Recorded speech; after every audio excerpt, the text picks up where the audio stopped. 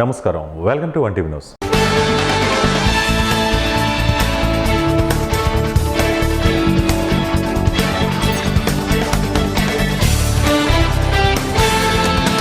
విజయనగరం నగరపాలక సంస్థలో పనిచేస్తున్న కాంట్రాక్ట్ అవుట్సోర్సింగ్ కార్మికులను రెగ్యులైజ్ చేయాలని నగరపాలక సంస్థ కార్యాలయం వద్ద మున్సిపల్ వర్కర్స్ యూనియన్ అధ్యక్ష కార్యదర్శులు రంగరాజు కామేష్ కోరారు. ఈ మేరకు విజయనగరంలో ధర్నా నిర్వహించారు. ఈ సందర్భంగా వారు మాట్లాడుతూ కార్మికులకు సమాన పనికి సమాన వేతనం ఇవ్వాలన్నారు. పదవీ విరమణ పొందిన 33 మంది కార్మికుల స్థానంలో కొత్త వారిని నియమించాలని కోరారు. పనిభారం పెరిగిపోతుంది, తగిన సిబ్బందిని స్టేట్ వైడ్గా ఎక్కడ వేయడం లేదు. అలాగే మన విజయనగరం మున్సిపల్ కార్పొరేషన్లో కూడా 200 దాకా సర్వే చేశారు. 200 పోస్టులు పడతాయన్నారు. ఇవాళ 3 కమిషనర్లు మారారు. అలాగే పాలక వర్గం మారింది. అవి ఎక్కడో పట్టించుకోకపోవడాన్ని ఈ అవుట్ సోర్సింగ్ పర్మిట్ కార్మికుల మీద పనిభారం పడి విపరీతమైన ఇబ్బంది పడుతున్నారు. అలాగే పర్మిట్ కార్మికులు కూడా 4 సంవత్సరాలు పడి సలహాలు ఇవ్వలేదు. అలాగే డిఏలు కూడా 5-6 పెండింగ్లు ఉండిపోయినాయి. పర్మిట్ కార్మికులకు డిఏలు ఇవ్వలేదు, అవి ఇవ్వలేదు. అలాగే స్లాబ్ డ్రైవర్లు 5 సంవత్సరాల పాటు పనిచేస్తున్నారు. వాళ్ళకి ఏ విధమైన జీతభత్యాలు కనీస జీతం లేదు, పిఎఫ్లు లేవు. ఎవరో కాంట్రాక్ట్కి ఇచ్చేసారు, ఆ కాంట్రాక్ట్ ఇప్పుడు కొంచెం వాళ్ళు పట్టించుకోవడం లేదు. అలాగే ఈ ప్రభుత్వం కూడా ఈ పారిశుద్ధ్య కార్మికులు ఏదైతే పెదలు సేవ చేస్తున్నారో ఆ సేవ చేయని కార్మికుల్ని ప్రభుత్వాలు పట్టించుకోకుండా 2 సంవత్సరాలు విజయోత్సవాలు చేసుకుంటున్నారు. విజయోత్సవాలు చేసుకున్నా మాకు అభ్యర్థులు లేదు కానీ మా కార్మికుల సమస్యలు పట్టించుకొని మా కార్మికులు న్యాయం చేయమని ప్రభుత్వానికి ఎన్ని దఫాలు మెమోరాండ్లు ఇచ్చినా సరే పట్టించుకోలేదు. అంటే స్టేట్ వారీగా దశల వారి ప్రోగ్రాం ఇవాళ మున్సిపల్ ఆఫీస్ ధర్నా, రేపు ఎమ్మెల్యే గారికి లెటర్ ఇస్తాం. సోమవారం 22వ తారీఖుని, అలాగే 24వ తారీఖుని కలెక్టర్ ఆఫీస్ ధర్నా చేసి కలెక్టర్ గారికి కూడా లెటర్ ఇస్తాం.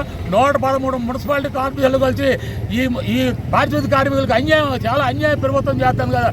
ఈ అన్యాయం మళ్ళీ ఈ సమస్యలు పరిష్కరించేందుకు కంటిన్యూ పోరాటాలు జరుగుతాయి. అది స్టేట్ పిలుపు మేరకు ప్రభుత్వ వ్యతిరేకతను కప్పిపుచ్చుకునేందుకు రాష్ట్రంలో కూటమి ప్రభుత్వం అక్రమ అరెస్టులకు పాల్పడుతున్నారని వైఎస్ఆర్సీపీ యువజన విభాగం కర్నూలు జిల్లా అధ్యక్షుడు శివారెడ్డి మండిపడ్డారు.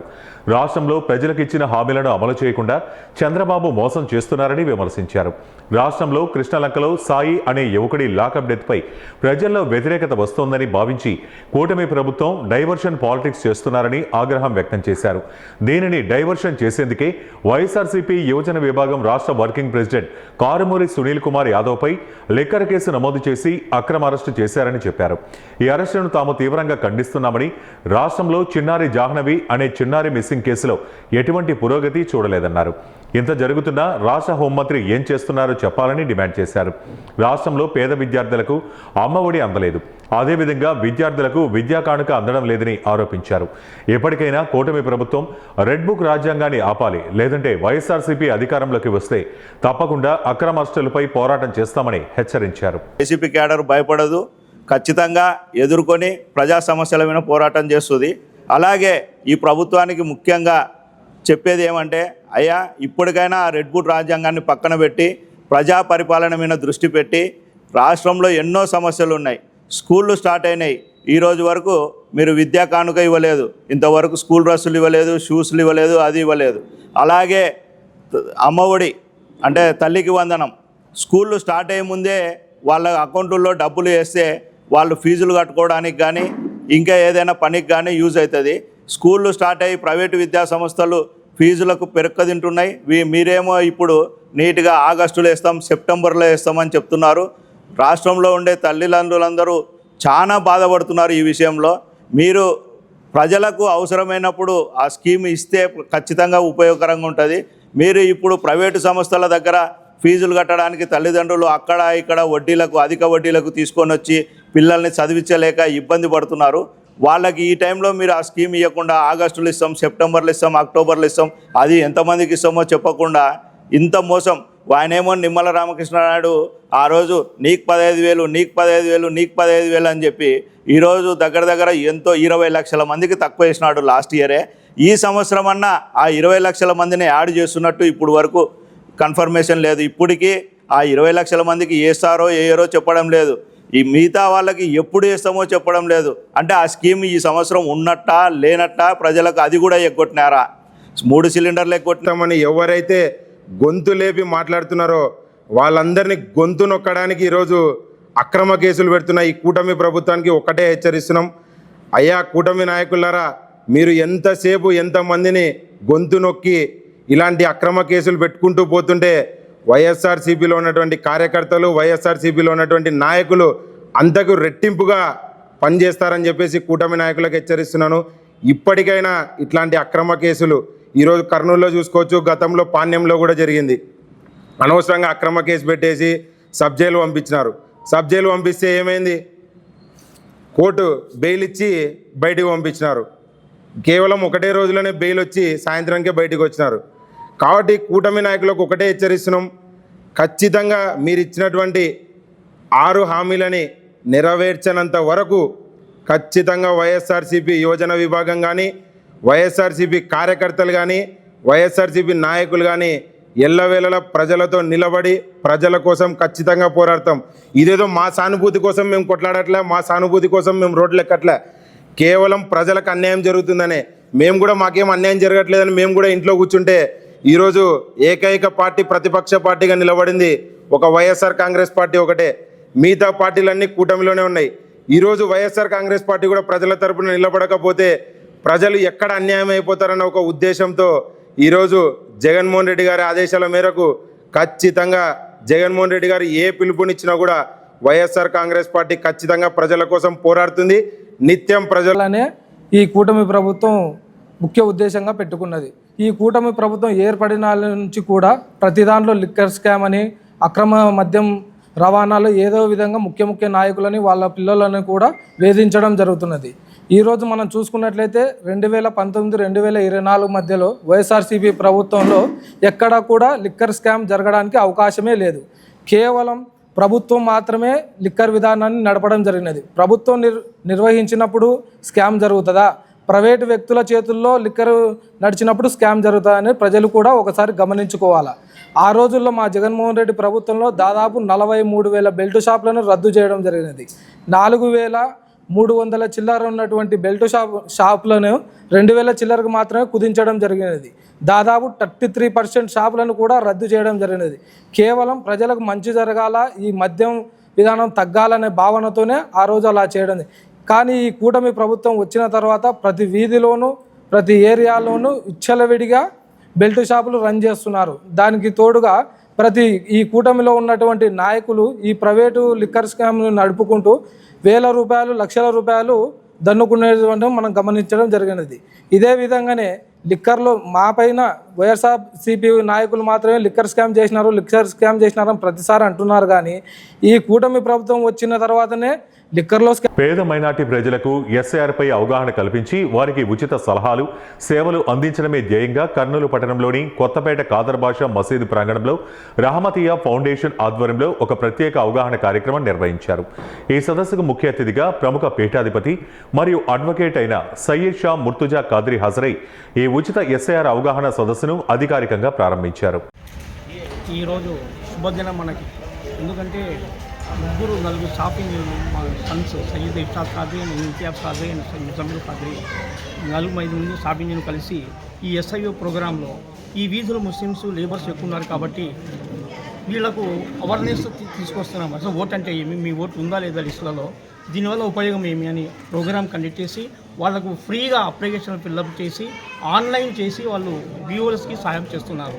ఈరోజు రేపు ఫ్రీగా అందిస్తూ చాయ్ టీ ఇస్తూ ప్రజలకు సేవ చేస్తున్నందుకు ఈ యొక్క రహమతియా ఫౌండేషన్ వాళ్ళు కండక్ట్ చేస్తున్న ఫౌండేషన్ని అభినందిస్తున్నాను. నా పేరు సయ్యద్ షా ముర్తుజా ఖాద్రీ, పీఠాధిపతి మరియు అడ్వకేట్, 1 లీవ్ అడ్వైజర్. చేయాలని నిర్ణయించుకున్నాము. ఎవరైతే చేయలేకపోతున్నారో, చదువు లేక ఎస్ఐఆర్ ఫామ్ ఫిల్ చేయలేకపోతున్నారో, వాళ్ళకి అవగాహన ఎవరికైతే లేదో వాళ్ళకి మేము ఇక్కడ హెల్ప్ చేయాలని నిర్ణయించుకొని ఎస్ఐఆర్ ఫ్రీ అవేర్నెస్ క్యాంప్ పెట్టినాం. మేము ఒక ఫామ్ని మేము చూస్తే దాంట్లో ప్రాబ్లం ఏమొచ్చిందంటే 2002 ఓటర్ లిస్టులో మన పేరు ఉందా లేదా అనేది చెక్ చేసుకోవడం అనేది ఒక పెద్ద ప్రాబ్లంగా మనకి ప్రాబ్లం వచ్చింది, ప్రాబ్లం అని కనిపిస్తుంది. దానికి ఎక్కడ సెర్చ్ చేయాలి, ఏ యాప్ యూస్ చేయాలి, మన ఏ ఓటర్ యూస్ చేయాలి అనేది ఎవరి దగ్గర డీటెయిల్స్ లేవు, ఆ డేటా మనకి లేదు. అందుకోసము మేము ఏం చేస్తున్నామంటే ఆ డేటాని మేము కలెక్ట్ చేసుకొని కొన్ని యాప్స్ ద్వారా మేము ఆ డేటాని కలెక్ట్ చేసుకొని ఎన్యుమరేషన్ ఫాము మన సచివాలయం దగ్గర తెప్పించుకొని బిఎల్ఓ ఆఫీసర్స్ ఒకవేళ ఇవ్వలేకపోయినా మేము సచివాలయంలో దగ్గర పోయి వాళ్ళ దగ్గర ఆ ఫామ్స్ తీసుకొని మనము ఇంటి దగ్గర తెచ్చుకొని ఆ 2002లో ఎవరికైతే వాళ్ళ తండ్రి పేరుతో లేకుంటే వాళ్ళ పేరు 2002 లిస్టులో ఉందో వాళ్ళ తల్లి పేరు తండ్రి పేరు యొక్క mapping, self mapping, add progeny mapping మేము కొంత అవగాహన తీసుకొని కొంత ఎక్స్పర్ట్స్ కర్నూలులో ఎక్స్పర్ట్స్ ఉన్నారు, వాళ్ళ దగ్గర ఆ ఎక్స్పర్ట్స్ దగ్గర మేము నేర్చుకొని ఇక్కడ మేము దాని తగ్గినట్టు అది ఎట్లయితే ప్లాన్ చేయబడిందో దాని ప్రకారము మేము ఇక్కడ మ్యాపింగు, ఎనిమిరేషన్ ఫామ్ ఫిల్లింగు, 2002 డేటాలో ఓటర్ లిస్టు చెక్ చేయడము, ఓటర్స్ యొక్క క్వశ్చన్స్ మళ్ళీ ఏదైతే వాళ్ళకి ప్రాబ్లమ్స్ ఉన్నాయో దానికి మేము సంబంధించిన జవాబు ఇవ్వడము అదంతా మేము చేస్తున్నాము. ఇది ఎన్ని రోజులు చేస్తున్నారు? ఇది మేము ముఖ్యంగా ఇప్పుడైతే స్టార్టింగ్ పైలట్ ప్రాజెక్ట్ కింద ఇప్పుడు 2 రోజులు చేయాలనుకున్నాము. మనకి మంచి రెస్పాన్స్ వచ్చింది. ఆ రెస్పాన్స్ను బట్టి మేము మళ్ళీ కంటిన్యూ చేయాలనుకుని నిర్ణయించుకున్నాము. ఎస్ఐఆర్ యొక్క ప్రయోజనాలు ఏమి? ఎస్ఐఆర్ యొక్క ప్రయోజనాలు ఏమిటంటే ప్రస్తుతము ఎవరైతే ఓటర్ లిస్టు లేదో వాళ్ళకి ప్రస్తుతము మేము ప్రభుత్వానికి ఏమైతే చూపించదలుచుకున్నామో మేము మా ఫాదరు, మా తండ్రి, మా తల్లి ఆల్రెడీ ఓట్ వేసినారు 2002లో. దానికి మీకు మ్యాపింగ్ చేసి మేము కూడా ఇండియన్ సిటిజను మరియు మేము కూడా ఓటరు వేయాలనే మేము ఒక భాగ్యస్వామి అని మేము చూపించుకుంటున్నాము. మీ పేరు?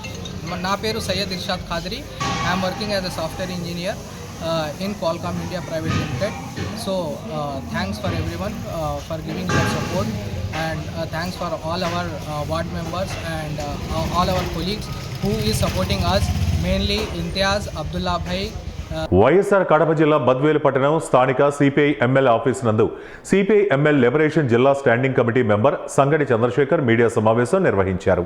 ఈ సందర్భంగా వారు మాట్లాడుతూ కూటమి ప్రభుత్వం వచ్చి 2 ఏళ్లు గడుస్తున్నా అభివృద్ధిపై వారికి చిత్తశుద్ధి లేదని ఎద్దేవా చేశారు.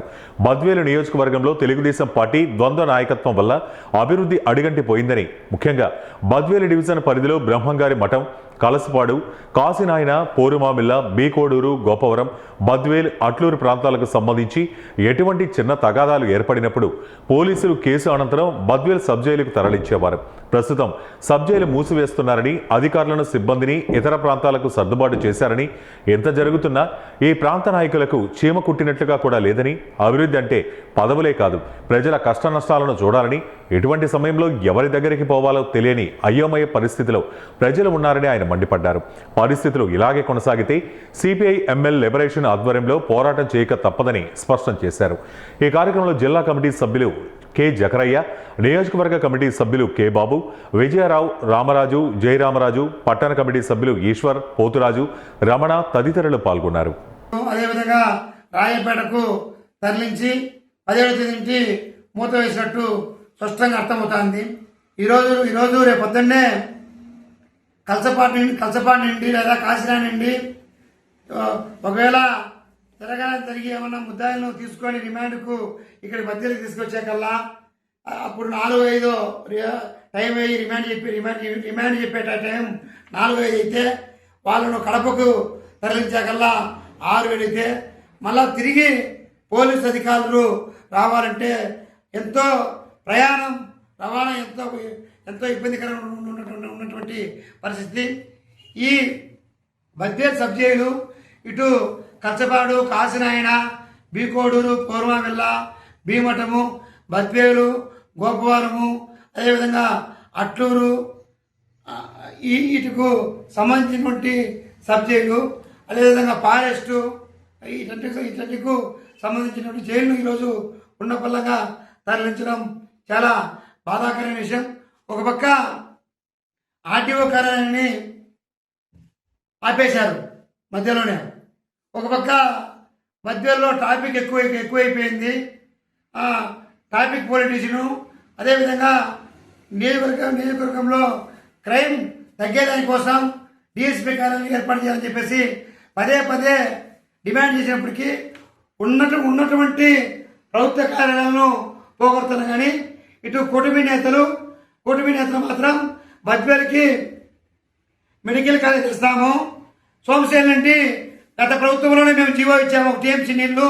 ఇప్పుడు సీఎం దృష్టి నేను బద్వేలను అభివృద్ధి చేసి ఒక టీఎంసీ నీళ్ళు తెచ్చాము. బద్వేలను పెద్ద చెరువును మినీ చేస్తాము. కలసపాడు రాచెరువును మినీ చేస్తాము. అదేవిధంగా బాక్రాపేట గిద్దలూరు రైల్వే మార్గం చేస్తాము. మాది డబుల్ ఇంజిన్ సర్కార్. ఇక్కడ బీజేపీ, జనసేన, టీడీపీ కూటమి ప్రభుత్వం, కేంద్రంలో ఉండేది బీజేపీ. ఇక్కడ కూటమి, మాది డబుల్ ఇంజిన్ సర్కార్. అన్ని బద్వేలను అన్ని విధాలుగా అభివృద్ధి చేస్తామని చెప్పేసి కూటమి నేతలు గొప్పలు చెప్తారు, కానీ ఉన్నట్టు కాపాడాలంటే పరిస్థితి. కాబట్టి తక్షణమే రిపేర్ల పేరుతో ఏదైతే సబ్జెక్టులను మూసారో తిరిగి తక్షణం తొందరలోనే రిపేర్ చేసి యథావిధిగా సబ్జెక్టులను కొనసాగించాలని చెప్పేసి డిమాండ్ చేస్తున్నాము. ఎందుకంటే ఇది చాలా వయోభారంతో ఇబ్బంది పడినటువంటి పరిస్థితి ఉంటుంది. కాబట్టి తక్షణమే సబ్జెక్టులు తిరిగి వేయాలా. అయితే ఒక బద్వేలు సబ్జెక్టుకు ఒక చరిత్ర ఉంది. గతంలో పాత ఉన్నదాన్ని పడగొట్టి ఈరోజు కోట్లాది రూపాయలు పెట్టి సిబ్బంది ఉండేదానికి క్వార్టర్స్ వాళ్ళ సబ్జెక్టులు రిపేరు బాగా చేశారు. ఇప్పుడు 38 లక్షలు రిపేర్కి వచ్చినప్పటికీ దాని సాగు పెట్టి రిపేర్ మీద చుట్టి పెట్టి పూర్తి ఎత్తివేయాలని చెప్పేసి అంటాను. ఈరోజు మేము చెప్తున్నాం, కమ్యూనిస్ట్ పార్టీ సిపిఐ ఎమ్మెల్యే రెగ్యులేషన్గా ఈరోజు కడప జిల్లా మీద కూటమి ప్రభుత్వానికి మీకు కసి ఉండొచ్చు. ఈరోజు కడప జిల్లాలో జగన్మోహన్ రెడ్డి కుటుంబం జయశంకర్ భూపాలపల్లి జిల్లా కేంద్రంలోని బీఆర్ఎస్ పార్టీ కార్యాలయంలో ఏర్పాటు చేసిన ఎస్ఐఆర్ ఓటర్ సవరణ ప్రక్రియపై అవగాహన సదస్సు కార్యక్రమంలో పాల్గొన్న భూపాలపల్లి మాజీ ఎమ్మెల్యే గండ్ర వెంకటరమణారెడ్డి మరియు రాష్ట్ర నాయకులు ఏనుగుల రాకేష్ రెడ్డి మరియు భూపాలపల్లి నియోజకవర్గ బీఆర్ఎస్ పార్టీ నాయకులు మరియు బూత్ లెవెల్ ఏజెంట్స్ తదితరులు పాల్గొన్నారు. ఓటు అనేది దేశ ప్రజాస్వామ్య వ్యవస్థలో పౌరుడికి రాజ్యాంగం చట్టం కల్పించిన అత్యున్నత ఆయుధం. మన భవిష్యత్తును, దేశ పాలనను నిర్దేశించి నాయకులను ఎన్నుకునే స్వేచ్ఛను, బాధ్యతను ఓటు హక్కు మనకిస్తుంది. మన ప్రాంత సమస్యలను, దేశ ప్రగతిని అర్థం చేసుకుని సమర్థవంతంగా పాలించగల నాయకుడిని ఎన్నుకునే అవకాశం మనకే ఉంది. కాబట్టి భారత ఎన్నికల సంఘం తెలంగాణ రాష్ట్రంలో అత్యంత ప్రతిష్టాత్మకంగా ఎస్ఐఆర్ కార్యక్రమాన్ని ప్రారంభించిందని, ఓటరు జాబితాను పూర్తి స్థాయిలో ప్రక్షాళన చేయటమే ధ్యేయంగా ఈ ప్రత్యేక డ్రైవ్ కొనసాగుతోంది. ఈ ప్రక్రియలో భాగంగా బూత్ స్థాయి అధికారులు నేరుగా ఓటర్ల ఇళ్లకు వచ్చి క్షేత్రస్థాయి పరిశీలన జరుపుతున్నారు. అర్హులైన కొత్త ఓటర్ల జాబితాలో చేర్చడం, మరణించిన వారి డేటా శాశ్వతంగా ఇతర ప్రాంతాలకు వలస వెళ్లిన వారి పేర్లను తొలగించడం, అలాగే ఓటర్ కార్డుల్లోని తప్పులను సవరించడం ఈ ఇంటింటి సర్వే యొక్క ముఖ్య ఉద్దేశం. ఈ సమయంలో ఓటర్లు తమ పేరును ధృవీకరించుకోవడానికి లేదా సవరణల కోసం అధికారులకు ఆధార్ కార్డు, ఓటర్ ఐడి, చిరునామా ఆధారాలను చూపించాల్సి ఉంటుంది. ఇది చాలా ముఖ్యమైన కార్యక్రమం కాబట్టి ఈ కార్యక్రమంలో ఎన్నికల సంఘం పార్టీ నుండి బూత్కి ఒక్కరిని ప్రతినిధిగా నియమించడం జరిగింది. కాబట్టి బూత్ లెవెల్ అధికారి చేసే ఈ ప్రక్రియలో పార్టీ శ్రేణులు భాగస్వాములవుతూ అనర్హులైన ఓటర్లను తీసివేస్తూ అర్హులైన వారికి ఓటు హక్కు కల్పించేలా కార్యక్రమంలో చురుగ్గా పాల్గొనాలని పిలుపునిచ్చారు. ఒక ఓటు 2-3 ఓట్లు ఉండొచ్చు, 2-3 దగ్గరలో ఓట్లు ఉండొచ్చు. ఉదాహరణ భూపాలపల్లి మున్సిపాలిటీ ఉన్నది, 1వ వార్డు ఉంటుంది ఓటు, 3వ వార్డు ఉంటుంది ఓటు, 12వ వార్డు ఉంటుంది ఓటు. 1వ వార్డు ఉన్నప్పుడు అక్కడ కిరాయికి ఉండొచ్చు. ఆయన మళ్ళీ ఒక వాడికి వచ్చి మళ్ళీ ఒక ఇల్లు కిరాయి మారి మళ్ళీ ఒక కాడ ఉండొచ్చు, ఇంకొక కాడ పోయి ఇల్లు కట్టుకోవచ్చు. ఈ 3 ఓట్లు కంటిన్యూ అవుతాయి. దానివల్ల ఏమవుతుంది, భూపాలపల్లిలో ఉన్న ఓటర్లేమో 54-55 వేల మంది ఓటర్సు మనకు కనబడ్డా ఈ డూప్లికేట్ ఓట్స్ ఉన్నవాళ్ళు, ఉదాహరణకు మన మంత్రి నియోజకవర్గం పక్కనే ఉంటుంది. ఇక్కడ ఉండేటువంటి వాళ్ళు వ్యాపారరీత్యా కానీ ఉద్యోగరీత్యా కానీ ఇక్కడ ఉంటారు, వాళ్ళకి ఇక్కడ ఓటు ఉంటుంది. అట్లనే మంత్రిలో కూడా ఒక ఓటు ఉంటుంది. వాళ్ళు ఏం చేస్తారు, మున్సిపాలిటీకి ఏమో ఇక్కడేస్తారు, సర్పంచ్కి ఏమో అక్కడేస్తారు, ఎమ్మెల్యేకి అక్కడేస్తారు, ఎంపీకి ఇక్కడేస్తారు. ఇది అట్లా ఈసారి అవకాశం ఉండదు. మనం కూడా అనుమానం ఉండేటువంటి ఓటర్ల విషయంలో ఖచ్చితంగా కంప్లైంట్ చేయాలి. సార్ ఇక్కడికి ఓటు పలాని మంత్రిలో ఉన్నది, పలాని ఊర్లో ఉన్నది, ఇతనికి ఒకరికే ఉండాలి. అప్పుడు ఆయన విచక్షణ, ఆయన అక్కడ ఉంచుకుంటాడా ఇక్కడ ఉంచుకుంటాడా, ఆయనకు రాజ్యాంగం ఇచ్చినట్టు హక్కు కాబట్టి నాకు మంత్రిలో వద్దాయా, నేను భూపాలపల్లిలో ఉంటా, లేదు నేను భూపాలపల్లి పోతే మంత్రిలో ఉంటా, లేదు ఇంకొక ఆయన హనుమకొండలో ఉంటుంది, హనుమకొండలో ఉంటావా ఇక్కడ ఉంటావా, పర్కాలు ఉంటుంది. కాబట్టి ఈ డూప్లికేట్ ఓటింగ్ విధానం అనేది పూర్తిగా రద్దవుతుంది. ఇది జరుగుతున్నప్పుడు ప్రతి దగ్గర కూడా మీరిచ్చినటువంటి పేర్లే, నేను ఒక్క పేరు కూడా తమ్ముడు అన్న మీరు ఇచ్చిన నేను ఒక్క పేరు కూడా ఇవ్వలే. మన మండల పార్టీ అధ్యక్షులు, మన గ్రామ కమిటీ అధ్యక్షులు ఎవరైతే సూచించిందో మరి బూత్ లెవెల్ కమిటీ సభ్యులను మీరు ఇచ్చినటువంటి దాన్నే మన జిల్లా కలెక్టర్ గారికి ఇవ్వడం జరిగింది. కాబట్టి ఈ రోజు నుంచి రేపు 4 రోజులు అయిన తర్వాత 25వ తారీఖు నుంచి ఈ ప్రక్రియ ప్రారంభమవుతుంది. గ్రామాలలో ఎవరైతే బిఎల్ఓలు ఉండే వాళ్ళు ఇల్లు తిరుగుతారు. ఇప్పటికే మ్యాపింగ్ అయింది, ఇంటికి నెంబర్లు వేసిండ్రు, ఇంటి యజమాని పేరు రాసుకున్నారు. ఇప్పుడు అసలు కార్యక్రమం మొదలవుతుంది. ఓటర్ లిస్టు పట్టుకొని వస్తారు. ఇప్పుడు ఓటర్ లిస్టు, 2002లో ఓటర్ లిస్టు, ఇవన్నీ కూడా పట్టుకొచ్చి ఒక సమగ్రంగా వాళ్ళ కార్యక్రమం మొదలు పెడతారు. మన బంధువులు కావచ్చు, మన బెనిఫిషరీస్ కావచ్చు, మన సింపథైజర్స్ కావచ్చు, మన బెనిఫిషరీస్ కావచ్చు. ప్రభుత్వం 10 ఏళ్ళు ఉంది కాబట్టి మన బెనిఫిషరీస్ చాలా మంది మన బెనిఫిషరీస్ కావచ్చు. ఆయా కుటుంబాల్లో 18 నేను నిండి ఓటు హక్కు లేనటువంటి వాళ్ళందరూ కూడా ఫామ్ 6 ఇప్పించి మన ఓటు హక్కు తెప్పించుకోవచ్చు. అక్కడనే ఫామ్ ఉంటుంది వాళ్ళ దగ్గర, ఆ ఫామ్ నింపాలి, నింపితే ఇమీడియట్గా ఓటు వస్తాయి. మీ అందరూ కూడా ఎంపీటీసీ ఎన్నికలు ఉన్నాయి సార్, వాడు పెట్టడం మనకు తెలియదు. కానీ మనం ఎప్పుడు మనం ప్రిపేర్డ్ అనే ఉండాలి, ఎప్పుడంటే తెలియదు. కాబట్టి రాబోయేటువంటి ఎలక్షన్లో మీరు అప్రమత్తంగా లేదనుకోండి, మన ఓట్లు పోతాయి. మన ఓట్లు మన పార్టీ ఓట్లన్నీ పోతాయి. ఎంపీటీసీ ఎన్నికలు వస్తాయి. ఎన్నికలు వచ్చిన తర్వాత ఏం జరుగుతుంది? మనకు చాలా కష్టం జరుగుతుంది.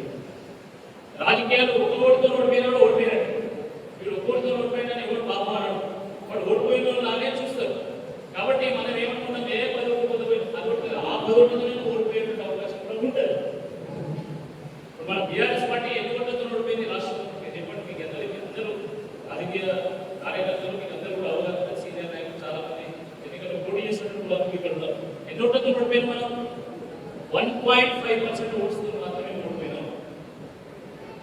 మరి 80 లక్షల ఓట్లు ఆల్రెడీ మ్యాప్ చేసిన అనుమానం ఉన్నాయని, రేపు ఇందులో 40 లక్షల ఓట్లు ఉదాహరణకి మన పార్టీయో, మన పార్టీ సింపథైజర్స్యో, వెల్విషర్స్యో ఓట్లు పోయినాయని మనం గెలవగలుగుతున్నాం. ఒకసారి ఆలోచించండి. పశ్చిమ బెంగాల్ ముఖ్యమంత్రిగా అనేక సంవత్సరాల పాటు పనిచేసిన మమతా బెనర్జీ సొంత నియోజకవర్గం ఓడిపోయింది. ఆమె నియోజకవర్గంలో 30,000 ఓట్లను తొలగించింది. 30,000 ఓట్లను తొలగించింది. ఆ 30,000 జరిగి ఆ ఓటు కూడా అవునా కాదు? కాబట్టి ప్రతి నియోజకవర్గంలో, ప్రతి గ్రామంలో, ప్రతి బూత్లో జరిగేటువంటి ప్రక్రియలో మనందరం పాల్గొనాలి. చాలా అప్రమత్తంగా ఉండాలి. మొట్టమొదటి నష్టం జరిగేది ఎవరికే అంటే అప్రమత్తంగా లేకపోతే మీకే జరుగుతుంది. రమణ అయితే పోటీ చేసేది ఇప్పుడు లేదు, 2 ఏళ్ళ తర్వాత. కాబట్టి పోటీ చేసేది ఎవరు? మనమే పోటీ చేస్తాం. మరి మనం పోటీ చేసినప్పుడు మన ఊళ్ళో 100 ఓట్లు పోయినాయి అనుకోండి, మనం గెలుస్తామా? 100 ఓట్లు ఒక గ్రామంలో అంటే ఎంత కీలకమో మీ అందరూ కూడా తెలుసు. కాబట్టి ఈ ప్రక్రియలో మనందరం కూడా జాగ్రత్తలు వహించాలి. ఏం జాగ్రత్తలు వహించాలి? బిఏలో మన ఇంటికి వచ్చినప్పుడు, అంటే మన బూత్లో పర్యటించినప్పుడు మనం కూడా వాళ్ళతో పాటు ఉండాలి. బిఏలో దగ్గర ఏ ఓటును అనుమానంగా మ్యాప్ చేసి చూపెట్టమన్నారు. చూపెట్టిన తర్వాత మన ఏమున్నాయి, కాంగ్రెస్ ఏమున్నాయి ఒకసారి చూడాలి. ఈ కాంగ్రెస్ నుంచి మనం పట్టించుకోవాల్సినటువంటి అవసరం లేదు. మన ఓట్లు ఎక్కడైతే అనుమానంగా తీసేయాలనుకుంటున్నారో వాటి పర్టికులర్గా చూసి వాటి గురించి మనకు ఉన్నటువంటి సమాచారం అంతా ఇచ్చి ఆ ఓట్లు పోకుండా కాపాడుకునేటువంటి బాధ్యత ప్రతి ఒక్కరికి మనం తీసుకోవాలి. ఆ బాధ్యత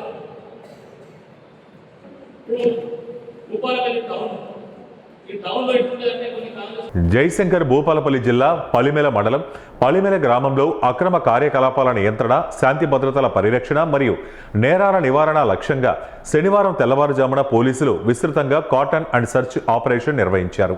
కాటారం డీఎస్పీ సూర్యనారాయణ ఆదేశాల మేరకు మహాదేవాపూర్ సిఐ వెంకటేశ్వర్ల పర్యవేక్షణలో పలిమెల ఎస్హెచ్ఓ సాయి శశాంక్, మహాదేవాపూర్ ఎస్ఐలు సాంబమూర్తి, కె రమేష్, కాళేశ్వరం ఎస్ఐ తమాషారెడ్డి మరియు పోలీసు సిబ్బంది గ్రామాన్ని పూర్తిగా తమ ఆధీనంలోకి తీసుకుని ఇంటింటి తనిఖీలు చేపట్టారు. ఈ సందర్భంగా అనుమానిత వ్యక్తులు, నేర చరిత్ర కలిగిన వ్యక్తుల వివరాలను సేకరించి ప్రత్యేక తనిఖీలు నిర్వహించారు. తనిఖీల్లో భాగంగా 5 లీటర్ల గుడుంబాను సీజ్ చేశారు. మొత్తం 30 వాహనాలను తనిఖీ చేయగా నెంబర్ ప్లేట్లు లేని 5 వాహనాలను గుర్తించి పోలీస్ స్టేషన్కు తరలించారు. వాహనాల పత్రాలు, డ్రైవింగ్ లైసెన్సులు మరియు ఇతర రికార్డులను పరిశీలించారు. గ్రామంలో గుడుంబా వినియోగం వల్ల కలిగే దుష్పరిణామాలపై ప్రజలకు అవగాహన కల్పించారు. గుడుంబా సేవించడం వల్ల ఆరోగ్య సమస్యలు, కుటుంబ కలహాలు, ఆర్థిక ఇబ్బందులు, నేరాల పెరుగుదల మరియు సామాజిక సమస్యలు తలెత్తే అవకాశం ఉందని వివరించారు. యువత మత్తు పదార్థాలకు దూరంగా ఉండాలని, తల్లిదండ్రులు తమ పిల్లలపై ప్రత్యేక శ్రద్ధ వహించాలని సూచించారు. అనుమానాస్పద వ్యక్తులు లేదా సంఘటనల గురించి వెంటనే పోలీసులకు సమాచారం అందించాలని గ్రామస్తులను కోరారు. ప్రజల సహకారంతో గ్రామంలో శాంతి భద్రతలను మరింత బలోపేతం చేస్తామని, ఇటువంటి ప్రత్యేక తనిఖీలు నిరంతరం కొనసాగుతాయని పోలీసులు తెలిపారు. రైతాంగ సమస్యల పరిష్కారం కోసం ఆంధ్రప్రదేశ్ రైతు సంఘం చేస్తున్న కృషి అభినందనీయమని ఉభయ గోదావరి జిల్లాల టీచర్స్ ఎమ్మెల్సీ రైతు సంఘం రాష్ట్ర మహాసభల ఆహ్వాన సంఘం అధ్యక్షులు బొర్రా గోపీమూర్తి అన్నారు. ఏలూరు కొత్త బస్టాండ్ సమీపంలోని అల్లూరు సత్యనారాయణ భవనంలో జూలై 3న హలో రైతన్న చలో ఏలూరు కార్యక్రమం, రైతు బహిరంగ సభ, ర్యాలీ కరపత్రాలను ఎమ్మెల్సీ గోపీమూర్తి ఆవిష్కరించారు. ఈ సందర్భంగా ఎమ్మెల్సీ గోపీమూర్తి మాట్లాడుతూ జూలై 3, 4, 5 తేదీల్లో ఏలూరులో జరుగుతున్న ఆంధ్రప్రదేశ్ రైతు సంఘం రాష్ట్ర 23వ మహాసభలను జయప్రదం చేయాలని కోరారు. జూలై 3న హలో రైతన్న చలో ఏలూరు పేరుతో రైతు రక్షణ, వ్యవసాయ రంగ పరిరక్షణ కోసం నిర్వహిస్తున్న రైతుల ర్యాలీ, బహిరంగ సభ కార్యక్రమాల్లో పెద్ద సంఖ్యలో రైతాంగం, ప్రజలు పాల్గొనాలని పిలుపునిచ్చారు. ఆంధ్రప్రదేశ్ రైతు సంఘం అన్ని పంటల రైతాంగ సమస్యల పరిష్కారం కోసం కృషి చేస్తోందని చెప్పారు. నేడు రైతుల వ్యవసాయం సంక్షోభంలో ఉందని, ఇందుకు కేంద్ర రాష్ట్ర ప్రభుత్వాల విధానాలే కారణంగా ఉన్నాయన్నారు. దేశానికి తిండి గింజలు అందిస్తున్న అన్నదాతల ఆత్మహత్యల నివారణకు చర్యలు చేపట్టాలని కోరారు. వ్యవసాయ ఖర్చులను పెంచివేయడంతో నేడు సాగు భారంగా మారిందని, పెంచిన ఎరువుల ధరలు, ఆక్వాఫీడ్ ధరలు తగ్గించాలని డిమాండ్ చేశారు. రైతు సంఘం రాష్ట్ర మహాసభల్లో వ్యవసాయ రంగ సమస్యలపై చర్చించి తగు తీర్మానాలు చేయనున్నారని వివరించారు. పెండింగ్లో ఉన్న చింతలపూడి ఎత్తిపోతల పథకం, ఇతర సాగునీటి ప్రాజెక్టులను పూర్తి చేయాలని కోరారు. స్వామినాథన్ కమిషన్ సిఫార్సులను అమలు చేసి అన్ని పంటలకు మద్దతు ధరలు కల్పించాలని, మద్దతు ధర గ్యారంటీ చట్టం తీసుకురావాలన్నారు. ఈ కార్యక్రమంలో ఆంధ్రప్రదేశ్ రైతు సంఘం జిల్లా కార్యదర్శి శ్రీనివాస్, సిఐటియు జిల్లా అధ్యక్ష ప్రధాన కార్యదర్శులు లింగరాజు, డిఎన్విడి ప్రసాద్, శ్రామిక మహిళా నాయకురాళ్లు విమల, రాజకుమారి, చల్లమ్మ తదితరులు పాల్గొన్నారు. ఏలూరులో రాష్ట్ర స్థాయి రైతు మహాసభలు జరగబోతా ఉన్నాయి. ఈ రైతు మహాసభల్లో ఈ రోజున రాష్ట్రంలో కానీ దేశంలో కానీ వ్యవసాయం ఈ రోజున తీవ్రమైనటువంటి సంక్షోభంలోకి వెళ్ళటం జరిగింది. దీనికి కారణం ప్రభుత్వాలు అవలంబిస్తున్నటువంటి విధానాలు కూడా ఈ రైతు వ్యవసాయం సంక్షోభం వెళ్ళడానికి గల కారణం. ఈ 3, 4, 5 తేదీల్లో ఈ యొక్క రైతు మహాసభలకి రాష్ట్ర స్థాయి, అదేవిధంగా ఆల్ ఇండియాకి సంబంధించినటువంటి రైతు సంఘం నాయకులు కూడా రావటం జరుగుతూ ఉంది. ఈ రైతు మహాసభల్లో వ్యవసాయానికి సంబంధించినటువంటి గిట్టుబాటు ధర, వివిధ వ్యవసాయంలో ఉన్నటువంటి వివిధ రకాలు, వాటికి సంబంధించినటువంటి అంశాలు, అదేవిధంగా సంక్షోభానికి గల కారణాలు, దానికి నివారణ, రైతులకి గిట్టుబాటు ధర కావటం, రైతుల యొక్క సమస్యల పరిష్కారం కోసం వివిధ రకాలుగా డిస్కషన్ జరుగుతూ ఉంది. అదేవిధంగా ప్రభుత్వం మీద కూడా ఈ రైతులకి గిట్టుబాటు ధర కల్పించాలని చెప్పి, అన్ని రకాల పంటలకి ఈ రోజున కల్పించాలని చెప్పి రైతు మహాసభలో డిస్కషన్ జరుగుతూ ఉంది. ఈ రైతు మహాసభలకే రాష్ట్ర వ్యాప్తంగా వివిధ జిల్లాల నుంచి కూడా రైతులు హాజరవుతూ ఉన్నారు. ఈ రైతు మహాసభలతో పాటు 3వ తేదీన హలో రైతు చలో ఏలూరు పేరు చెప్పి పెద్ద ఎత్తున బహిరంగ సభ జరుగుతూ ఉంది. ఈ బహిరంగ సభలో కూడా పెద్ద ఎత్తున రైతులు పాల్గొనబోతూ ఉన్నారు. రాష్ట్ర వ్యాప్తంగా, అదేవిధంగా ప్రధానంగా ఏలూరు జిల్లాలోని రైతులు పెద్ద ఎత్తున పాల్గొవాలని చెప్పి, ఈ రైతు మహాసభలకి మద్దతుగా బహిరంగ సభకి సాధారణ ప్రజానీకం కూడా పాల్గొవాలని చెప్పి కూడా నేను పీడిఎఫ్ ఎమ్మెల్సీగా పిలుపునిస్తూ ఉన్నాను. అదేవిధంగా రైతులు ఎదుర్కొంటున్నటువంటి సమస్యలు, లేదంటే వాళ్ళు జరుగుతున్నటువంటి ఆత్మహత్యల నివారణకు కూడా రాష్ట్ర ప్రభుత్వాలు లేదా కేంద్ర ప్రభుత్వం కూడా చర్యలు చేపట్టాలని చెప్పి, అదేవిధంగా ఈ యొక్క రాష్ట్ర మహాసభలనే విజయవంతం చేయడానికి ఈ ఏలూరు జిల్లాకు సంబంధించినటువంటి పెద్దలందరూ, అదేవిధంగా రాజకీయ నాయకులు, ప్రతినిధులు, అధికారులు అందరూ కూడా సహకరించి రైతు మహాసభలను విజయవంతం చేయాలని చెప్పి రైతు మహాసభల యొక్క ఆహ్వాన సంఘం అధ్యక్షుడిగా పిలుపునిస్తా ఉన్నాను. ఏలూరు నగరంలోని కొమడవోలు గ్రామంలో ఉన్న హమాలి కాలనీలో హిందూ ఎయిడెడ్ పాఠశాల ఆవరణ స్థలాన్ని ఆక్రమణకు గురిచేస్తున్నారంటూ పాఠశాల యాజమాన్యం ఆరోపిస్తోంది. గత 40 సంవత్సరాలుగా ఈ పాఠశాల నడుస్తోందని, పాఠశాల ముందున్న ఖాళీ స్థల ఆక్రమణకు కొంతమంది ఆక్రమించుకోవడానికి ప్రయత్నించి బెదిరిస్తున్నారంటూ పాఠశాలకు చెందిన యేసుదాస్ ఆరోపిస్తున్నారు. పాఠశాల ఎదురుగా ఉన్న చెట్టు వద్ద దేవాలయ విగ్రహాలు ఉన్నాయి.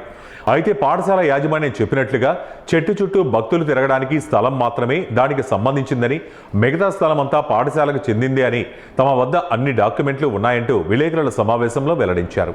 ఈ ప్రాంతానికి చెందిన కొందరు పెద్దలు స్థలాన్ని ఆక్రమించుకోవడానికి ప్రయత్నాలు చేస్తూ తమను బెదిరిస్తున్నారంటూ ఆరోపించారు.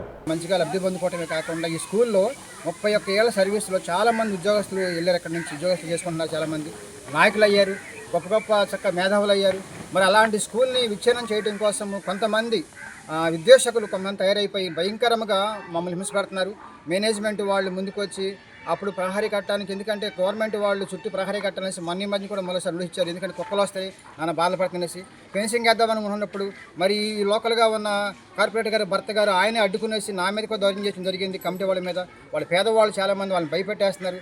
ఇంకా భయంకరమైన దుర్మార్గం ఏంటంటే కనుక ఈ స్కూల్ అంతా కబ్జా చేసేసి ఏదో రకంగా ఏదో చేద్దాము, ఒకసారి కాసేపు ఏమో కమిటీ హాల్ అంటున్నారు, కాసేపు ఏమో టెంపుల్ అంటున్నారు, రకరకాలుగా చేస్తున్నారు.